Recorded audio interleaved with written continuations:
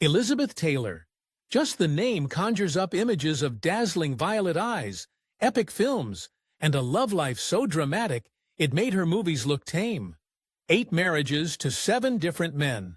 A journey filled with dizzying highs, crushing lows, and secrets that have been locked away for decades. Today, we're unlocking them.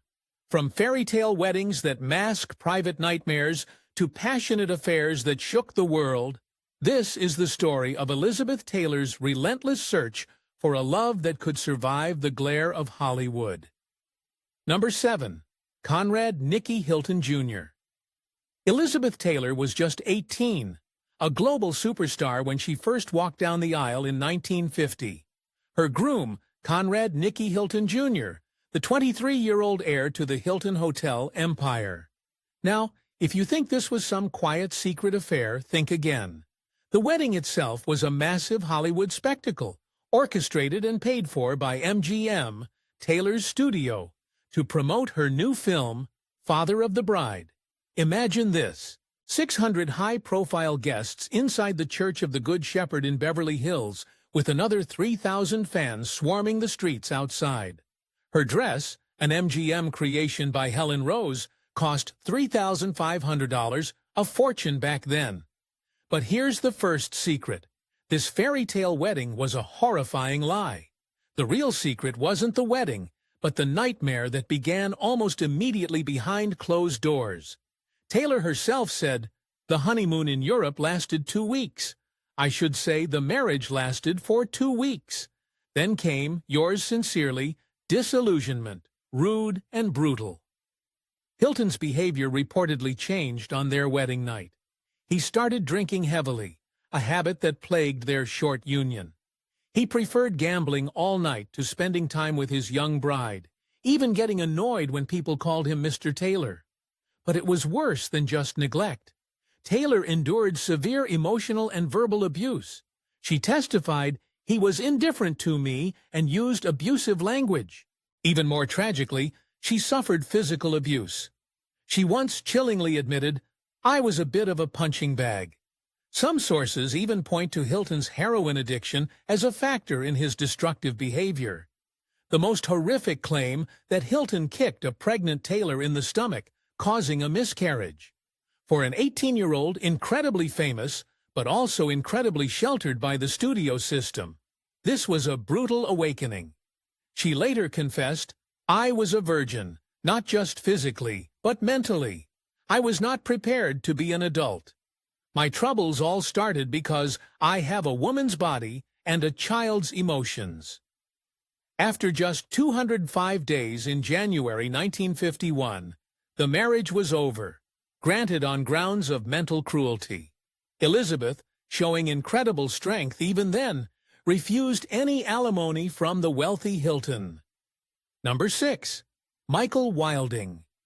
After the disaster with Nicky Hilton, Elizabeth, still incredibly young, craved peace and stability. She found herself drawn to Michael Wilding, a distinguished British actor 20 years her senior. He seemed to be everything Hilton wasn't: mature, calm, and established. In a bold move for a young woman in the early 1950s, Taylor proposed to him. Their wedding in February 1952 was deliberately low-key compared to her first, a civil ceremony at Caxton Hall in London.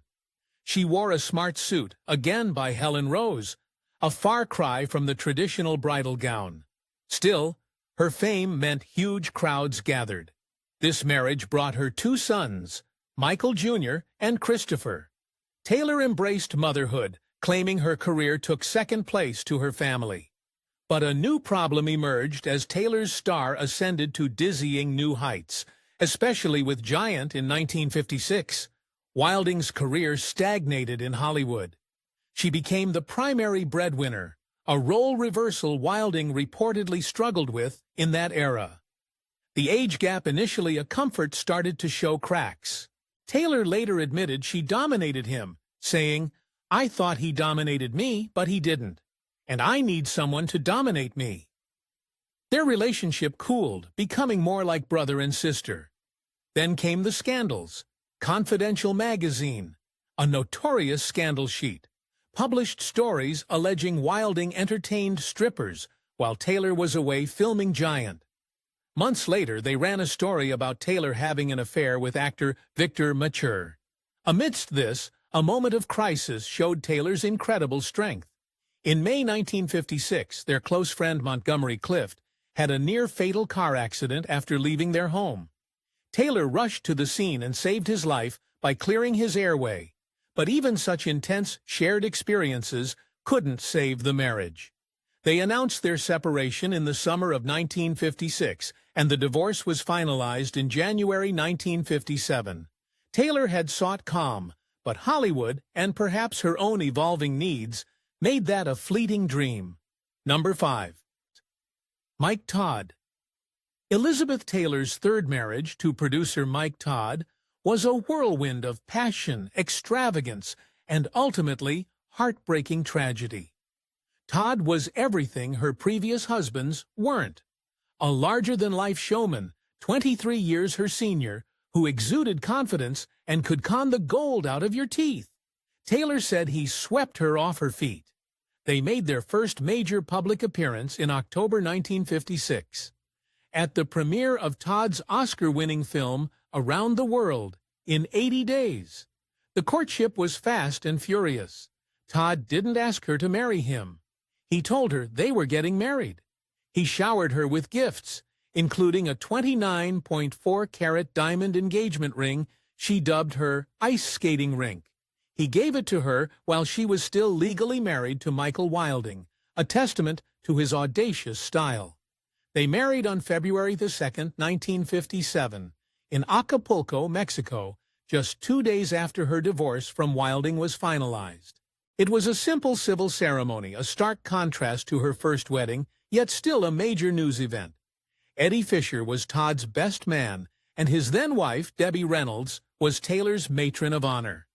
A detail that would become achingly ironic later, Taylor wore a distinctive hydrangea blue silk chiffon gown with a dramatic hood.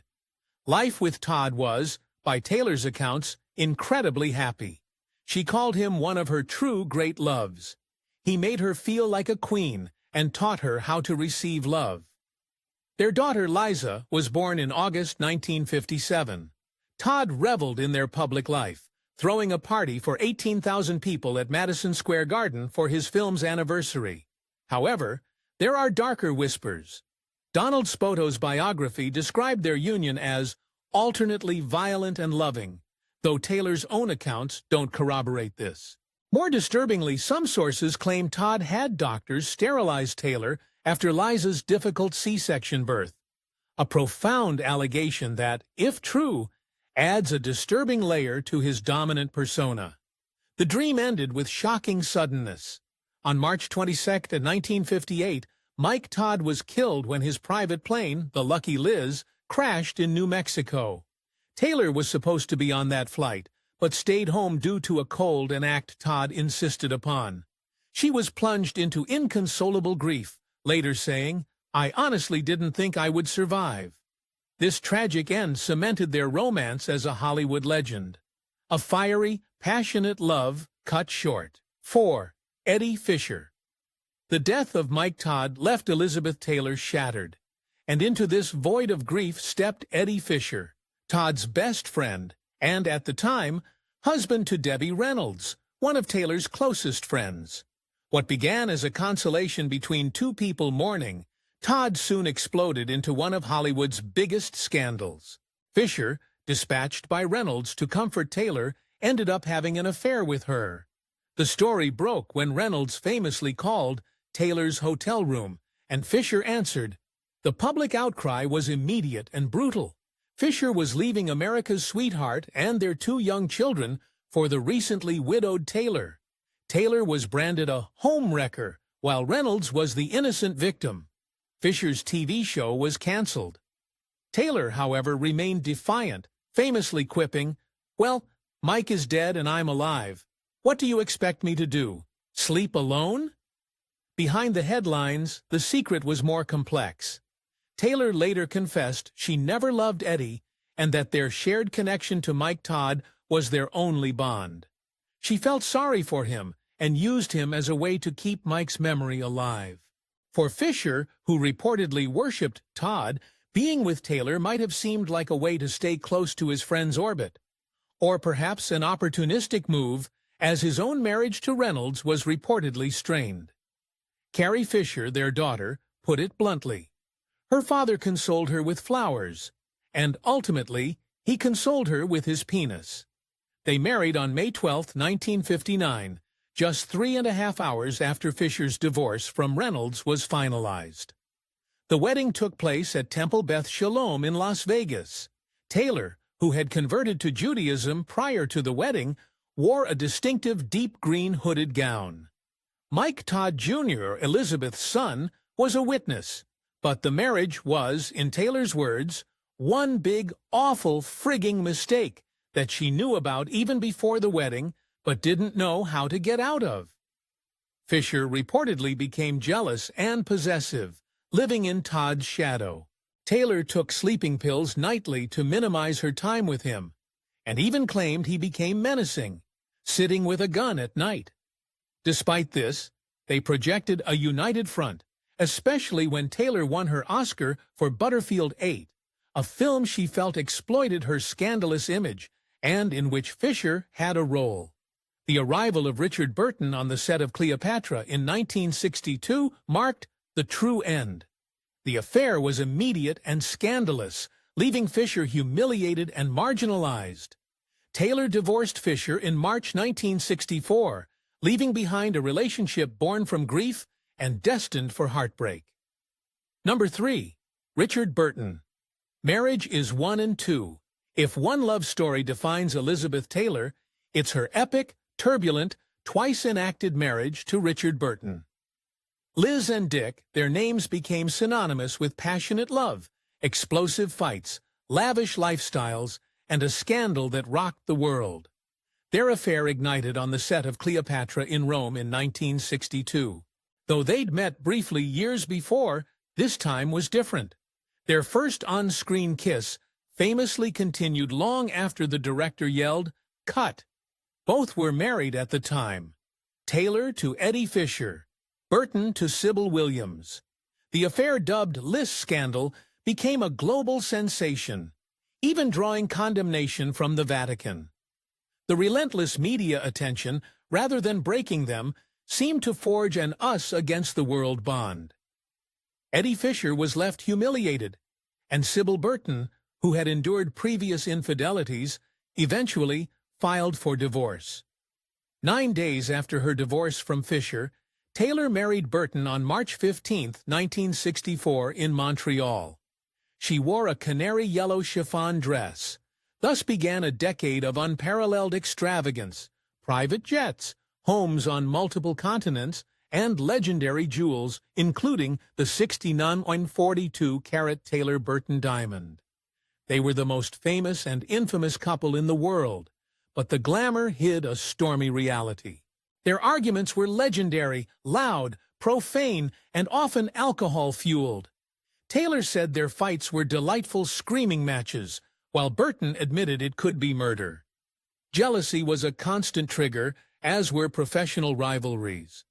Yet these fights often led to passionate reconciliations. Beneath the chaos, there was a deep intellectual and emotional connection. Burton's diaries reveal his profound love for Taylor. "I am madly in love with her. I still miss her if she goes to the bathroom."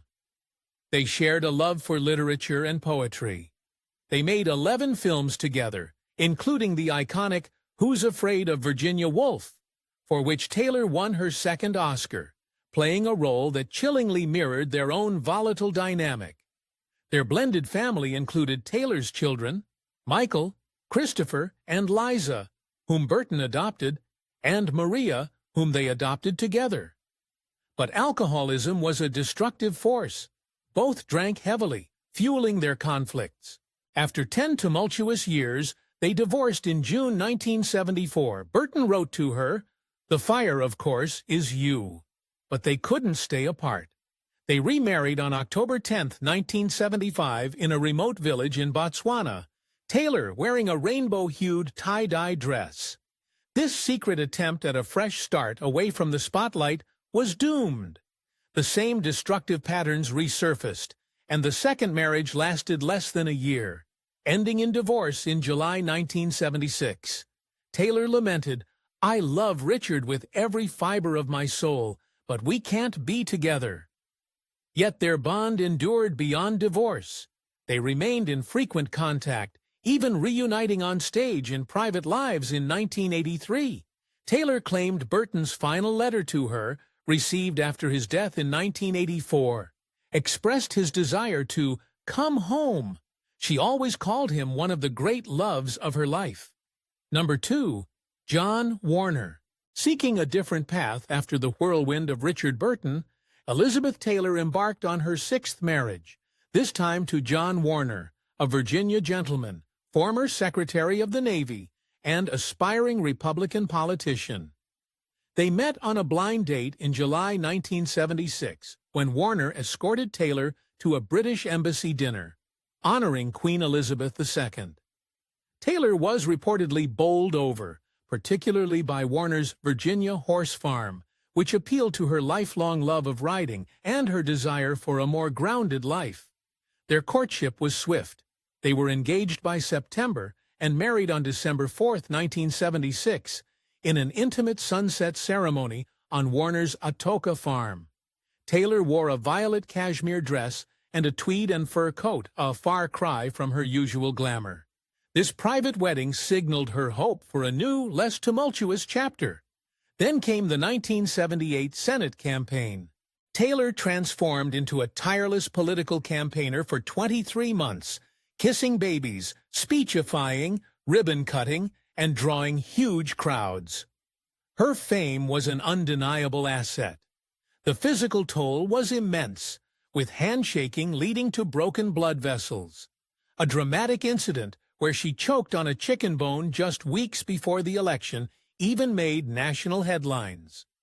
With some speculating, the resulting sympathy helped Warner win his narrow victory.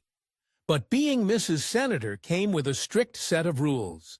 Taylor, outspoken and vibrant, was expected to be seen and not heard. She was advised against wearing her signature purple, encouraged to wear conservative tweeds, and to stash away her famous jewels. She found it incredibly difficult, saying, "Washington is the hardest town for a woman. It's like your lips are sealed.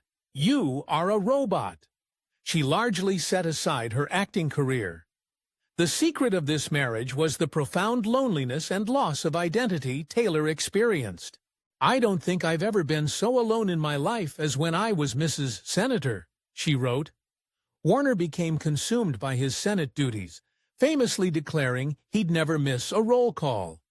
Taylor felt she had no function. Her attempts to fit into this new world led to personal struggles, including weight gain and reported dependency on alcohol and medication. Her return to Broadway in The Little Foxes in 1981 was a turning point, a reclaiming of her identity. The marriage unraveled, and they announced their separation in December 1981, divorcing in November 1982. Taylor famously said, "We got along wonderfully until he decided to be a politician." And then he married the Senate. Remarkably, their parting was amicable, and they remained good friends. This chapter, though challenging, paved the way for Taylor's powerful emergence as a pioneering AIDS activist. Number 1. Larry Fortensky. Elizabeth Taylor's eighth and final marriage was perhaps her most unexpected. In 1988, at the Betty Ford Clinic, where she was reportedly being treated for pill addiction or overeating, she met Larry Fortensky, a construction worker 20 years her junior, who was there for alcoholism. Taylor said they met, "at our most vulnerable, forging a connection in the raw environment of recovery." Fortensky wasn't starstruck. He remembered Taylor as funny and sweet. His normalcy was a huge part of his appeal to Taylor, who had lived a life of extraordinary fame. She valued his protective nature, saying, "Larry sees through the world of bullshit I live in."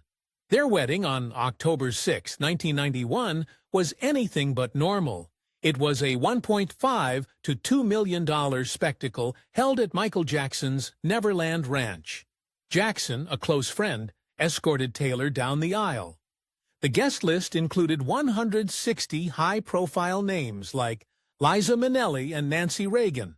Taylor wore a $25,000 Valentino gown. The event was a media circus, with paparazzi and helicopters, and one even parachuting onto the grounds. Taylor cleverly sold the wedding photos to People magazine for $1 million, using the proceeds to establish the Elizabeth Taylor AIDS Foundation, ETAF. Initially, they tried to blend their worlds. Taylor respected Fortensky continuing his construction job, waking early to make his breakfast. He, in turn, found her childish in her delight for simple things, but the pressure of Taylor's fame was immense. Fortensky confessed, "Those cameras everywhere. I never got used to it." Even Taylor sending a chef-prepared lunch in a limo to his construction site caused him embarrassment. A turning point came when Fortensky stopped working, reportedly at Taylor's urging. This seemed to erode his identity and purpose. Taylor allegedly said, "He stopped working." You can't have love without respect. Fortensky reportedly started drinking again and struggled with anger. They separated in August 1995, and the divorce was finalized in October 1996, after 5 years. Taylor said, "We were not able to communicate." Yet their bond didn't end. They had a prenuptial agreement giving Fortensky $1 million after 5 years. But Taylor continued to support him financially, giving him $50,000 to save his house from foreclosure in 2009 and reportedly a monthly stipend. They spoke on the phone regularly. A year before her death in 2011, she wrote him a letter saying, "You are very dear to me and always will be." Her final act of care was leaving him $800,000 in her will. Elizabeth Taylor's journey through 8 marriages was more than just a series of romantic entanglements. It was a relentless quest for a love that could withstand the immense pressures of her fame, her personal demons, and the ever-watchful eye of the world.